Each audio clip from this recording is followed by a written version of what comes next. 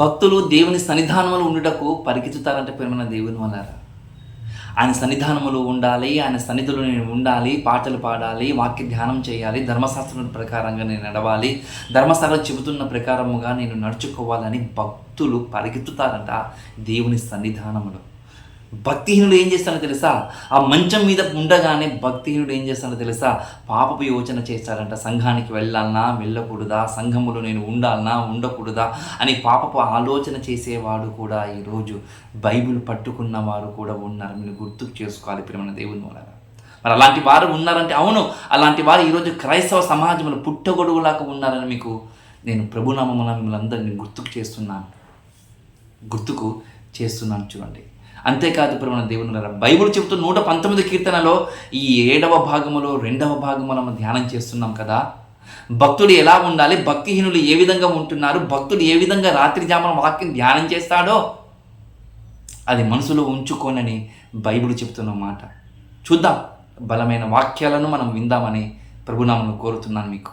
ఈ ప్రభువైన యేసుక్రీస్తుల వారి నామమున వందనములు. దేవుని యొక్క అత్యున్నతమైన కృపతో ఈ విధంగా మరలా మీ మధ్యకి రావడం చాలా సంతోషంగా ఉంది. ఈ కీర్తన గ్రంథము 119వ కీర్తన మనం ధ్యానం చేస్తున్నాము. ఆ 119వ కీర్తనలో మనము 7వ భాగాన్ని మనము ఇంతకుముందు మొదటి భాగంలో మనం ఆలోచన చేశాం. జైన్ అంటే ఒక ఆయుధం అని, జైన్ అంటే ఒక పరికరం అని, జైన్ అంటే ఒక నాగలి అని కొన్ని వ్యాకరణకర్తలు మనకు చెప్పడం మనం చూస్తున్నాం. మళ్ళీ ఈ మొదటి భాగంలో ఒక భక్తునికి, ఒక నిజ క్రైస్తవునికి దేవుడంటే పిచ్చి అన్న వారికి దేవుని మాటని ఒక ఆయుధమా అంటే అవును, దేవుని మాటని ఒక ఆయుధము. ఆ మాటనే వారికి ఊపిరి, ఆ మాటనే వారికి శ్వాసము అని మనం గుర్తుకు చేసుకోవాలి. ఏది ఏమైనా సరే ఎన్నో విలువైన సంగతులు మనము ఆ దేవాతి దేవుని దగ్గర మనం నేర్చుకుంటున్నాం కాబట్టి మళ్ళీ ఈ దినము కూడా కొన్ని విలువైన సంగతులు మనము నేర్చుకుందాం. మనం ఇంతకుముందు మనకు తెలుసు హీబ్రూ అక్షరాలు 22 ఉంటాయని, ఒక్కొక్క అక్షరానికి ఒక్కొక్క భాగముగా మనము ఆలోచన చేస్తున్నాం. ఇంకా లోతుగా వెళ్ళి మనం ఆలోచన చేయాలంటే మళ్ళా ఒక్కొక్క భాగములో మళ్ళా 2 భాగాలుగా మనము చూస్తున్నాం. మళ్ళీ ఈ 7వ భాగములో ఈ జైన్ అనే 2వ భాగము కూడా మనం ఈరోజు ధ్యానం చేద్దాం ప్రియమైన దేవుని వల్ల. ఎక్కడైతే మనము మొదటి భాగంలో మనం ఆగిపోయామో ఆ మొదటి భాగంలో ఆగిపోయిన ఆ కొన్ని విలువైన సంగతులను మరొకసారి మీ ముందు గుర్తుకు చేస్తూ ఈ పాఠ భాగాన్ని మనం ముందుకు తీసుకుని వెళ్దాం. నిజమైన క్రైస్తవునికి, ఒక విశ్వాసికి తనకు ఎవరు లేకపోయినా సరే, అండాదండ ఎవరు ఉన్నా లేకపోయినా, ఆస్తి ఉన్నా, పేరు ప్రఖ్యాతులు ఉన్నా, దాన్ని చూసి విర్రవీగుతున్న ఒకవేళ క్రైస్తవుడుగా ఉంటే అతను నిజమైన దైవభక్తిలో లేడని మనం గుర్తు చేసుకోవాలి. తనకి ఏమీ లేదనుకోండి, ఒకవేళ అన్నీ ఉన్నా వాటి జోలికి పోకుండగా ఒక విశ్వాసిగా, ఒక క్రైస్తవుడుగా, ఒక శిష్యుడుగా దేవుని యొక్క మాటకు విలువనిస్తూ దేవుని మాటనే తన ఆయుధముగా ఆలోచన చేసుకుంటూ ముందుకు కొనసాగుతున్న వారి యొక్క లక్షణాలను మనము చూసాం ప్రేమన దేవుని వల్ల. మరి అలాంటి భక్తులు కూడా మనము గత వారం మనం చూసాం. ఈ 2వ భాగంలో కూడా మరికొన్ని విషయాలు మీ ముందు ఉంచాలని నేను ఆశపడుతున్నాను ప్రేమన దేవుని వల్ల. ఒకసారి 119 కీర్తనలో మనం ఎక్కడైతే ఆగిపోయామో ఆ ఆగిపోయిన చోటు నుండి మరలా మీకు నేను తెలియజేయాలని ఆశపడుతున్నాను. 119 కీర్తనలో మనము 53వ వచనం కాడ మనము ఆగిపోయామండి. 53వ వచనం కాడ మనం ఆగిపోయాం. 53, 54, 55, 56 వచనాలు మనం ఈరోజు ధ్యానం చేద్దాం. మన యొక్క ఆధ్యాత్మిక జీవితాలను మనమందరము పురికొల్పించుకొని దేవుని యొక్క విలువైన సంగతులను ఆయనకు నచ్చే విధంగా, ఆయన అనుకునే విధంగా, ఆయన నడిచే విధంగా మనమందరం ఏకతాటి మీద నడవాలని ప్రభునామమున మిమ్మల్ని అందరినీ కోరుకుంటున్నాను. నన్ను నేను హెచ్చరించుకుంటున్నాను. చూద్దాం 53వ వచనం. 119 కీర్తన 53వ వచనం. నీ ధర్మశాస్త్రమును విడిచి నడుచుచున్న భక్తిహీనులను చూడగా నాకు అధిక రోషము పుట్టుచున్నది అని ఒక మాట మనకు కనబడుతుంది ప్రియమైన దేవుని వలన. ఏంటంట, నీ ధర్మశాస్త్రమును విడిచి నడుచున్న భక్తిహీనులను చూడగా నాకు అధిక రోషము పుట్టుచున్నది అంటున్నాడు భక్తుడు ఇక్కడ. ఇంతకుముందు మీకు చెప్పాను ఏ భక్తుడు అనేది కూడా మీకు నేను చెప్పాను. ఈ కీర్తన 119 కీర్తన కొంతమంది ఉద్దేశాలు మనకు కనబడుతున్నాయి కదా. దావీదు రాశాడని కాదు, దావీదు రాయలేదు. ఇది బబులోని చెరకు వెళ్ళిన తర్వాత రాయబడిన కీర్తన మీకు ఇంతకుముందు చెప్పాను. అది దానియేలైనా రాయొచ్చు, హెజ్రా గారని కూడా రాయొచ్చు. ఏది ఏమైనా సరే భక్తుని యొక్క తలంపుల యొక్క ఉద్దేశాలు మనం వెళ్ళి చూడగలిగితే భక్తుడు ఒక మాట అంటున్నాడు. ఏమంటున్నాడంటే, నీ ధర్మశాస్త్రమును విడిచి నడుచుచున్న భక్తిహీనులను చూడగా నాకు అధిక రోషం పుట్టుచున్నది అంటున్నాడు.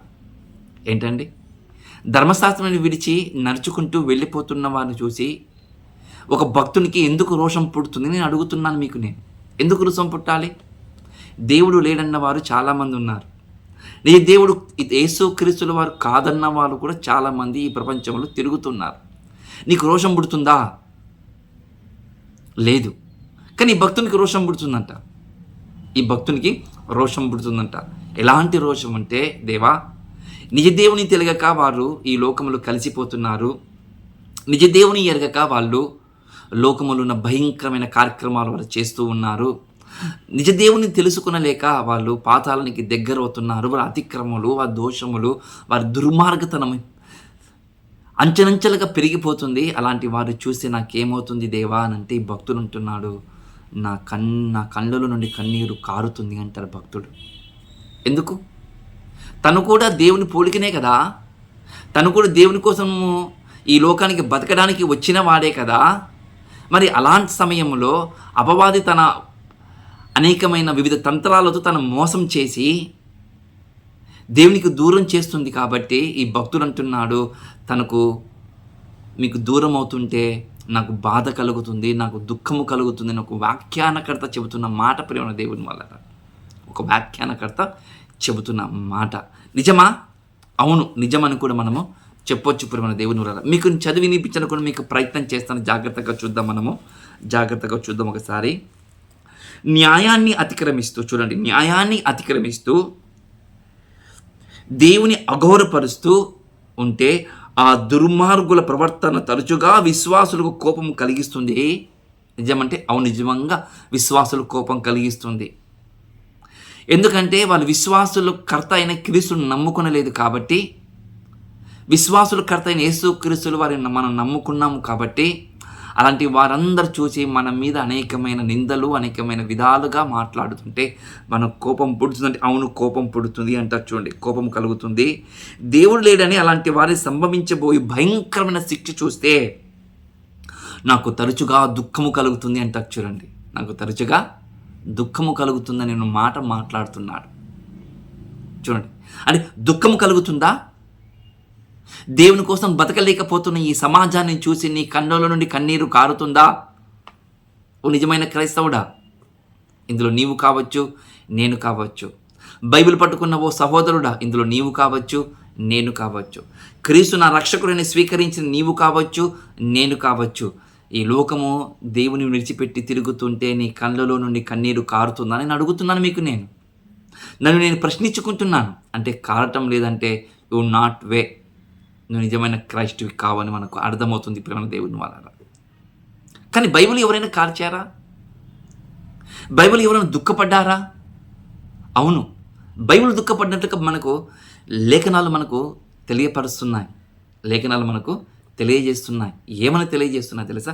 మీకందరూ తెలుసు అనుకుంటాను. అయినా కూడా ఒక్కసారి మీ హృదయాలను పరిగెత్తించడానికి నేను ఒక ఆశ కలిగి ఒక మాట చెప్పడానికి ప్రయత్నం చేస్తున్నాను. మోషే గారు ఉన్నారు. ఆ సీనాయ పర్వతం మీదకి వెళ్ళాడు. 40 రోజులు అక్కడ ఉన్నాడు. మోషే ఏమయ్యాడో కింద ఉన్న జనాంగానికి తెలియదు. అలాంటి సమయంలో ఏం చేశారు? కింద ఉన్న వాళ్ళంటే ఒక దూడని చేసుకున్నారు. ఇతడే మన దేవుడు. ఆ ఎర్ర సముద్రం దాటిచ్చినవాడు ఇతడే, మనకు మన్నాను ఇచ్చినవాడు ఇతడే, మనకు పగలు మేఘస్తంభముగా రాత్రి అగ్నిస్తంభముగా ఉన్న దేవుడు ఇతడే అని ఒక దూడని చేయించుకొని ఆ దూడను ఆ ప్రతిమను చేసుకొని వారు ఏం చేస్తున్నారు తెలుసా? మహిమా స్వరూపియకు దేవునిగా మార్చుకొని గంతులు కేకలు వేస్తున్నారని మనకు తెలుసు. మరి అలాంటి సమయంలో మోషే ఆ కేకలు చూసి, ఆ మనుషుల యొక్క విధానాన్ని చూసి కోపపడి ధర్మశాస్త్రం పలకలు పలగొట్టిన తర్వాత దేవుడు వారి మీద కోపపడ్డాడు. మోషే నువ్వు ఇటు పక్క రా, మోషే నువ్వు ఇటు పక్కకు రా. ఎవరైతే వీళ్ళు ఉన్నారో, ఎవరైతే నన్ను కాదంటున్నారో, ఎవరైతే నన్ను కాదంటున్న వారందరిని ఒక చూడు అంటాడు దేవుడు. ప్రేమ దేవుని వల్ల మోషతో మాట్లాడతాడు. ఎవరైతే సైన్యములకు అధిపతి యెహోవా దగ్గర మీరు ఉండాలని మీరు అనుకుంటున్నారో వారందరూ నా పక్షం నిలబడి అంటాడు.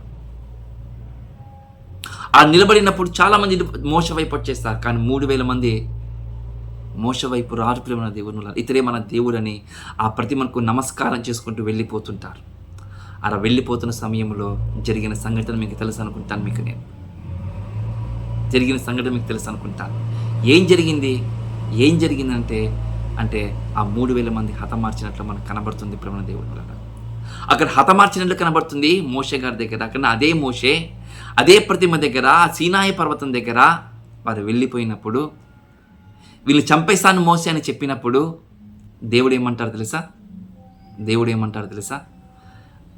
మోషే వీళ్ళందరూ నేను మట్టి కలిపేస్తాను, నీ వంశం నుండి నేను మరలా నేను ఈ భూమిదికి ప్రజలను తీసుకొస్తానంటాడు. ప్రేమ దేవుని వల్ల ప్రజలను తీసుకొని వస్తానంటారు. చూడండి, ఆ ప్రజలను తీసుకొని వస్తానని చెప్పినప్పుడు మోషే ఏమంటారు తెలుసా? అయ్యా, ఈ జనాంగానికి నువ్వు చంపాలని నువ్వు ఒకవేళ నువ్వు తలంచుకుంటే ముందుగా నన్ను నీ జీవగ్రంథంలో ఉన్న పేరు తూర్చివేయి అంటాడు. చూడండి ప్రేమ దేవుని వల్ల. ప్రియ సహోదరుడా, ప్రియ సహోదరి, ఒక సంఘ కాపరిగా ఉన్న నీవు కావచ్చు, ఒక సంఘ కాపరిగా ఉన్న నేను కావచ్చు, ఎవరైనా విశ్వాసులు దేవునికి వ్యతిరేకంగా బతుకుతూ ఉంటే దేవా వాళ్ళని క్షమించు, వాళ్ళు శిక్షించొద్దు, ఆ శిక్ష నా మీద వెయ్యమని ఏ సేవకుడైనా సరే ఇలా చెప్పి దేవుని దగ్గర ప్రార్థన చేయగలిగే ధైర్యం ఉందని అడుగుతున్నాను నేను. ధైర్యం ఉందా? లేదు. చూడండి, అలాంటి ధైర్యం మనం ఊహలు కూడా మనం ఊహించాం ప్రేమ దేవుని వల్ల. అలాంటి మాట కూడా మనకు రాదు అనుకుంటాం. మనం రాదు మనకు నిజం చెప్పాలంటే. కానీ క్రీస్తు రక్తంలో కడగబడిన వాడు మాత్రం ఖచ్చితంగా తన సంఘానికి వస్తున్న వాడు దేవునికి వ్యతిరేకంగా బతుకుతూ ఉంటే ఆ దేవాతిని దేవుని దగ్గర కోరుకుంటారంట, దేవా ఆ కుటుంబానికి మన్నించు, ఆ కుటుంబానికి క్షమించు, ఆ కుటుంబం నీ మాటకు లోబడలేకపోతుంది, దయచేసి మనం మన్నించయ్యా అని ఆ దేవాతి దేవునికి మొర పెడితే దైవజనుడు ఉంటారా అంటే ఈ కాలంలో ఖచ్చితంగా ఉంటారు. ప్రేమ దేవుని వల్ల ఖచ్చితంగా ఉంటారు. అలాంటి వారు కావాలి దేవునికి, అలాంటి వారు కావాలని మనకు కనబడుతున్న విధానం మనము చూస్తున్నాం. ప్రేమ దేవుని వల్ల మనము చూస్తున్నాం. చూడండి, ఏది ఏమైనా సరే ఇంకా మన యొక్క ఆలోచనలు ఇంకా పదును పెడదాం. కొన్ని మాటలు మనము పదును పెడదాం ప్రేమ దేవుని వల్ల పదును పెడదాం. ఆ మాటను ఒకసారి జాగ్రత్తగా మనము చూద్దాం. ఇదే 119 కీర్తన ఒక్కసారి 136 వచనం చూద్దాం. ఇదే 119 కీర్తన 136 వచనం ఒకసారి జాగ్రత్తగా చూద్దాం ప్రేమ దేవుని వల్ల. జనులు నీ ధర్మశాస్త్రం అనుసరింపకపోయినందుకు నా కన్నీరు ఏరులై పారుచున్నది అంటారు. చూడండి, అంటే జనులు ధర్మశాస్త్రం విడిచిపెట్టి నడుచుకుంటూ వెళ్ళిపోతుంటే భక్తులు అంటున్న మాట, దేవా వాళ్ళని చూస్తుంటే నాకేమనిపిస్తుందో తెలుసా? వారు నీ మాటకు లోబడలేకపోతున్నారు. ఎక్కడ నీ శిక్షా స్మృతికి వారు గురి అవుతున్నారో నాకు భయం అవుతుంది. ఎక్కడ మీ ఉగ్రతకు వారు గురవుతారో నాకు భయం అవుతుంది. దేవా దయచేసి వాళ్ళని క్షమించండి అని భక్తుడు అడుగుతున్న మాట ఇది. ఏ భక్తుడైతే రోషం కలుగుతుందని చెప్పాడో అదే భక్తుడు చెబుతున్న మాట, నా కన్నుల నుండి కన్నీరు కారుతుందని చెప్తున్న మాట ప్రేమ దేవుని వల్ల. మనం ఇలా ఉండాలని బైబిల్ దేవుడు మనకు తెలియజేస్తున్న చూడండి. బైబిల్ దేవుడు మనకు తెలియజేస్తున్న చూడండి ప్రేమ దేవుని వల్ల. ఇంకా మీకు అర్థం కాని ఒక చిన్న మాట చెప్పడానికి ప్రయత్నం చేస్తాను. మనకందరికీ తెలుసు ఈ పవిత్రమైన ప్రభుబల కార్యక్రమం మనం చెయ్యి వేసిన తర్వాత మనం ఏమంటాం తెలుసా? సర్వలోకానికి వెళ్ళి సర్వ సృష్టికి సువార్తను ప్రకటించాలి అని మనము ఆ మందిరంలో ఆ యొక్క ప్రభు బల్ల కార్యక్రమం దగ్గర మనం దేవుని దగ్గర మనము మాట్లాడతాం, ప్రార్థన చేస్తాం, అక్కడ ఒప్పుకుంటాం. కానీ సర్వలోకానికి వెళ్ళి సువార్త ప్రకటించమనం. కానీ బైబిల్ చెప్తుంది సర్వలోకానికి వెళ్ళు. దేవునికి వ్యతిరేకంగా బ్రతుకుతున్న వారు ఉన్నారు, ధర్మశాస్త్రం విడిచిపెట్టేవారు చాలామంది ఉన్నారు. నువ్వు వెళ్ళు, వారిని రక్షించు, నువ్వు వెళ్ళు, వారిని కాపాడమని బైబిల్ చెప్తుంది. చూడండి ప్రేమ దేవుని వలన. కానీ ఈరోజు అలాంటి స్థితిగతులు ఈరోజు మన క్రైస్తవ సమాజంలో ఉండింటే బాగుంటుందని నమ్ముతున్నాను నేను. ఉండింటే బాగుండేది, కానీ ఈ కాలంలో అలా లేదు. ఎలా ఉందో తెలుసా? దేవుని పరిచర్య అనే పేరు పెట్టుకొని ఏం చేస్తారు తెలుసా? దేవుని పరిచర్య అనే పేరు పెట్టుకొని దేవుని పరిచర్య చేసేది 10 నిమిషాలు, వ్యక్తుల గురించి మాట్లాడేది గంటల తరబడి. చూడండి, ఈరోజు జరుగుతున్న తంతం ఇదే, ఈరోజు జరుగుతున్న విధానం ఇదే. ఏ సేవకుడైనా సరే 2-3 కలిశారనుకోండి, దేవుని గురించి ఎక్కడైనా మాట్లాడగలుగుతారంటే దేవుని గురించి ఎక్కడ మాట్లాడరు. మరి ఏమి మాట్లాడతారు తెలుసా? ఏం మాట్లాడతారు తెలుసా? వారు మాట్లాడేది డబ్బు గురించే మాట్లాడతారు. వారు మాట్లాడేది దేనికోసం తెలుసా? ఇచ్చి పుచ్చుకోల గురించే మాట్లాడతారు. ఈరోజు ఇచ్చి పుచ్చుకోల దగ్గరనే మాట్లాడతారు. అలాంటి విధానం ఈరోజు క్రైస్తవ సమాజంలో ఉంది. దేవుడు అంటున్నాడు, జనులు ధర్మశాస్త్రం విడిచిపెట్టి తిరుగుతున్నారు కదా, వాళ్ళు మీరు ఏం చేస్తున్నారని బైబిల్ దేవుడు ప్రశ్నిస్తున్నాడు. ఇందులో నీకు కావచ్చు, నాకు కావచ్చు, ప్రేమ దేవుని వల్లరా. జాగ్రత్తగా దేవుని మాటకు మనం స్వీకరించాలని ప్రభునామమున కోరుకుంటున్నా. ఒకసారి 54 వచనం కూడా మనం జాగ్రత్తగా మనం చదువుకున్న ప్రేమ దేవుని వల్ల 54 వచనం, ఇదే 119 కీర్తన 54 వచనం చూద్దాం. యాత్రికుడైన నేను నా బసలో పాటలు పాడుటకు నీ కట్టడాలు హేతువులాయను అంటున్నారు ప్రేమ దేవుని వల్ల. దేవా, నేను యాత్రికుడను. ఇంతకుముందు మీకు చెప్పాను ప్రేమ దేవుని వల్ల. యాత్ర కీర్తనలు చెప్పినప్పుడు ఒక మాట చెప్పాను. యాత్రికుడు అంటే ఎగ్జాంపుల్, ఈ లోక యాత్ర కూడా గతించిపోతుంది. ఏంటిదంటే మనిషిగా పుట్టిన తర్వాత, మరణించిన తర్వాత చివరి అంతిమ యాత్ర అంటారు, వైకుంఠ యాత్ర కూడా అంటారు. ఓకే, అది కొద్దిసేపు అలా ఉంచుదాం. కానీ మరొక యాత్ర కూడా ఉంది. ఏంటిది ఆ యాత్ర అంటే, ఇక్కడనే ఉండి కొన్ని రోజులు కొన్ని ప్రదేశాలు చూసి రావడానికి విహార యాత్ర అంటారు చూడండి. అలాంటి విహార యాత్ర కూడా మనకు కనబడుతుంది. కానీ ఇక్కడ అలాంటి విహార యాత్ర కాదు, అక్కడ తుదిఘట్టముతో కూడుకున్న ఈ యాత్ర కాదు.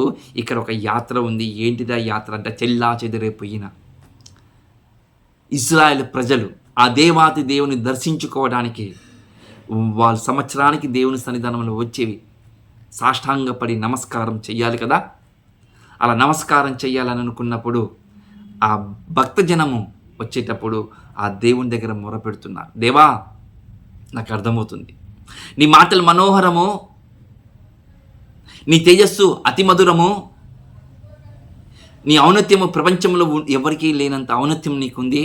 కాబట్టి దేవా, నేను యాత్రికుడై ఉన్న నేను ఎల్లప్పుడూ నీ సన్నిధానములో ఉండి పాటలు పాటకు నాకు సహాయము చేయి. నాకు కారణాలు పుట్టించు, నీ కట్టడాలకు నాకు పుట్టించు, నీ హేతువుకు నాకు కారణం పుట్టించు.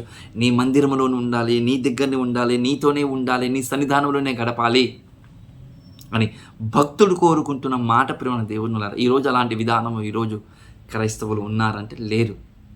ఒక 2 గంటలు క్రైస్తవులు దేవుని సన్నిధానంలో కూర్చోవడానికి నసులుతూ ఉంటారు చూడండి ప్రేమ దేవుని వల్ల. మరికొంతమంది ఉంటారు ముగింపు ప్రార్థన వచ్చేటప్పుడు, కొంతమంది ఉంటారు, మరికొంతమంది ఉంటారు ప్రభుబల కార్యక్రమం వచ్చేటప్పుడు, మరికొంతమంది ఉంటారు దేవుని యొక్క విలువైన మాటలు సగము చెప్పబడిన తర్వాత వచ్చేవాళ్ళు కూడా ఉంటారు. అలాంటి కూడుకున్న విశ్వాసులు లేరంట ఈరోజు సంఘాలలో ఉన్నారు, మన సంఘాలలో ఉన్నారు. ఒకసారి ఆలోచన చేసుకోండి. అలాంటి వారికి భయము భక్తి ఉందా అని నేను మీ అందరి ముందు నేను ప్రశ్న వేస్తున్నాను. వారికి ఉందా అంటే లేదు. చూడండి, బైబిల్లో దేవుడు ఈ విధంగా అంటున్నాడు, నేను ఈ సన్నిధానంలో ఉండడానికి నాకు సహాయం చేయి. నీ పాటలు పాడుటకు, నీ వాక్యం చదువుటకు, నీ మందిరం ఉండుటకు, నీ సన్నిధానంలో గడుపుటకు సహాయం చేయి అని భక్తుడు కోరుకుంటున్నప్పుడు దేవుని వల్ల. ఒక భక్తురాలు ఉంది తెలుసా బైబిల్లో,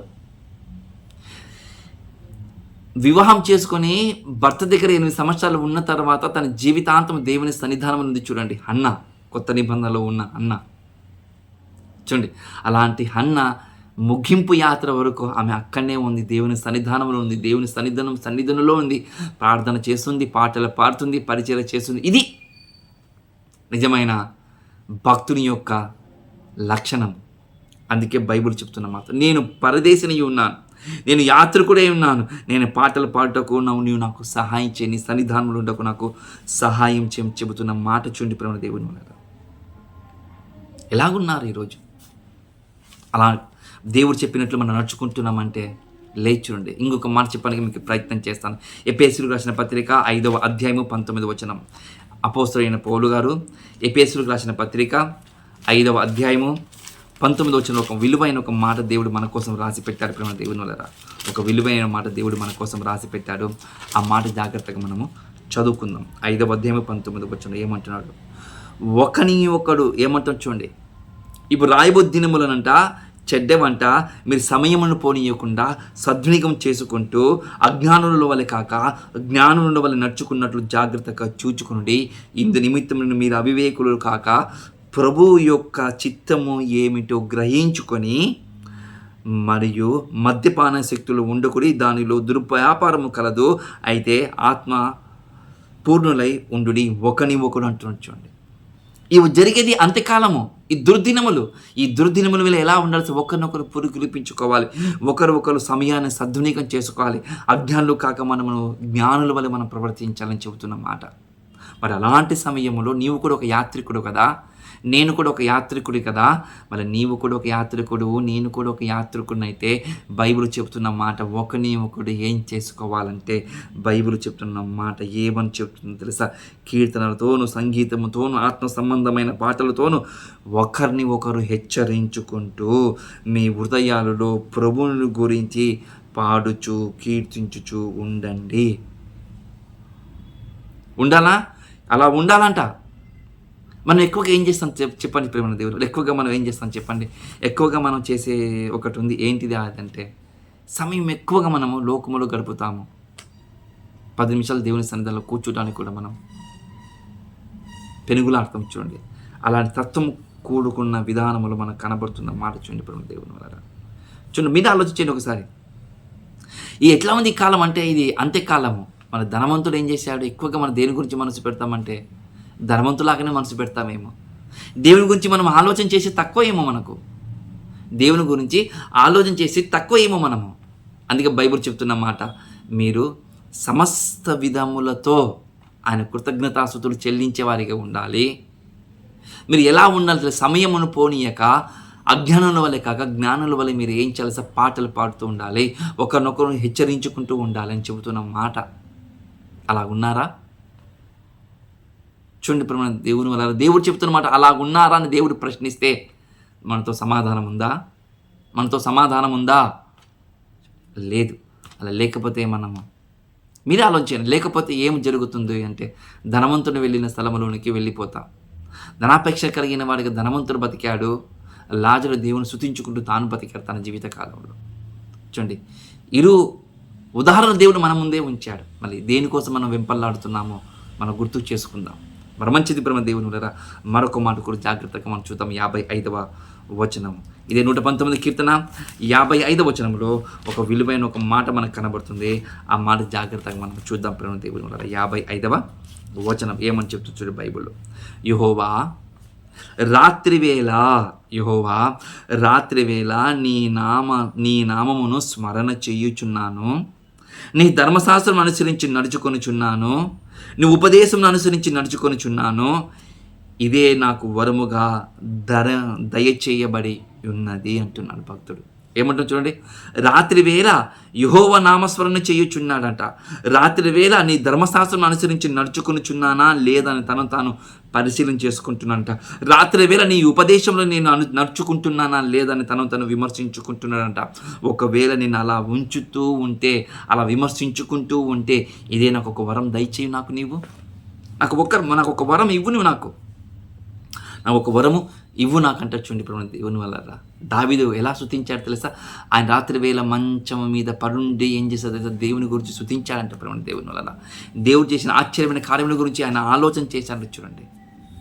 ఎప్పుడైనా సరే మన ఆకాశం వైపు కనులెత్తి చూస్తూ మనము దేవుని ఎప్పుడైనా మనం ఆలోచన చేసామా? ఆలోచన చేసామా? లేదు ప్రేమ దేవుని వల్ల. కానీ బైబిల్ ఒక మాట చెప్తుంది. 63వ కీర్తన 4వ వచనము. 63వ కీర్తన 4వ వచనం ఒక మాట కనబడుతుంది చూద్దాం. నా మంచము మీద నిన్ను జ్ఞాపకము చేసుకొని రాత్రి జాముల యందు నిన్ను ధ్యానించినప్పుడు కొవ్వు మెదురు నాకు దొరికినట్టు నా ప్రాణము తృప్తి పొందుచున్నది.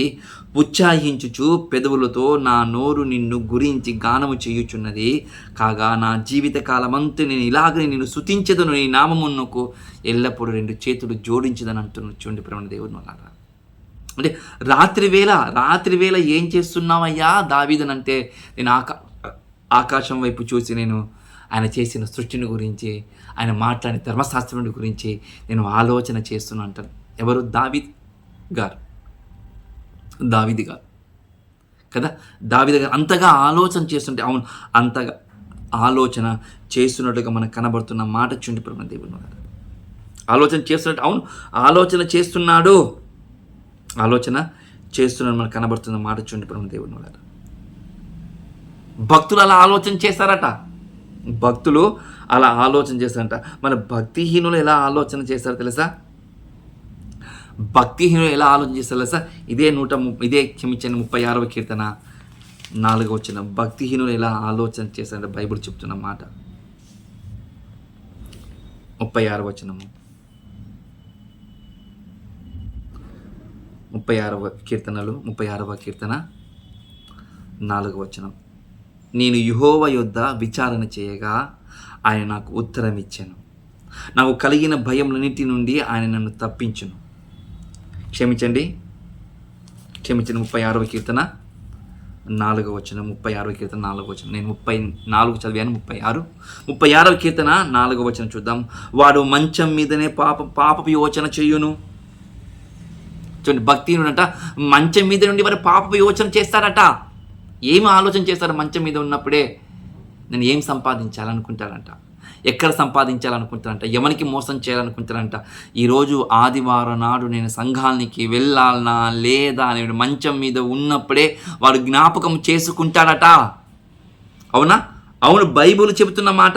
ఏమని చెబుతున్న మాట అంటే, వాడు మంచం మీదనే ఉండగానే వారు పాపపు యోచన చేస్తారంటే, ఈరోజు నేను ఆరాధనకు వెళ్ళకుండా ఉండాలంటే నేను ఏం చేయాలి అని ఒక ఆలోచన చేస్తారట. ఏదో మనసులో ఒక క్రియ చేస్తారంట. వాడు ఎవడయ్యానంటే వారి భక్తిహీనుడు. చూడండి, వాడు మంచం మీదనే పాప యోచన యోచించును, వాడి కాని నడతలు నడుచువాడు చెడుతనమును మనకి అసహ్యము కాదు. చూడండి, భక్తిహీనునికి దేవుని సన్నిధికి వెళ్ళాలని ఉండదంట. మనకి చెడుతనం చేసే వారి దగ్గర మనకి చెడుతనం ఏమైనా చేస్తున్నాం అనుకో, అది ఇంకా చూడాలి, అది చెయ్యాలనే విధంగా వానికి కూడా ఆశ పుడుతుంటుందంట. వాడు పోలేదు కదా, నేను ఎందుకు పోవాలి అనే ఆలోచన పుడుతుందంట సంఘానికి. అలాంటి విశ్వాసులు చాలామంది విశ్వాసులు ఉన్నారు. అలాంటి విశ్వాసులు కూడా చాలామంది ఈనాటి క్రైస్తవ్యములో చాలామంది ఉన్నారని చెబుతున్నాను. దేవుని పేరు చెప్పి డబ్బు సంపాదించిన దరిద్రులు కూడా ఉన్నారని చెబుతున్నాను నేను. దేవుని పేరు చెప్పి డబ్బు సంపాదించే దరిద్రులు కూడా ఈ కాలంలో ఉన్నారని చెబుతున్నాను నేను మీకు. ఉన్నారా? అవును. ఒక ప్రార్థన రాదు, ఒక వాక్యం రాదు, ఒక సారాంశం తెలియదు, ఎందుకు ఈ విధంగా భక్తులు మాట్లాడరు కూడా తెలియదు. కానీ మాకు అన్నీ తెలుసండి. ఏం తెలుసు మీకు? తెలిస్తే నిన్ను చూసి ఇప్పటి వరకు చాలామంది ప్రభువును నమ్మేవారేమో. గుర్తుకు చేసుకో ఒకసారి. సిగ్గుండాలి, మనకు సిగ్గుండాలి. చూడండి, అలాంటి దేవుని మనం సిగ్గుపాలు చేస్తున్నాం అంటే నేను అలాంటి దేవుని మనం సిగ్గుపాలు చేస్తున్నాం. రోషం కలిగిన వాడు, పవిత్రత కలిగిన వాడు, అలాంటి దేవుని నీ నుండి ఆ దేవునికి సిగ్గుపాలు చేస్తున్నావు. నీ నుండి తన పేరును దూషించే విధంగా నువ్వు ప్రవర్తిస్తున్నావు.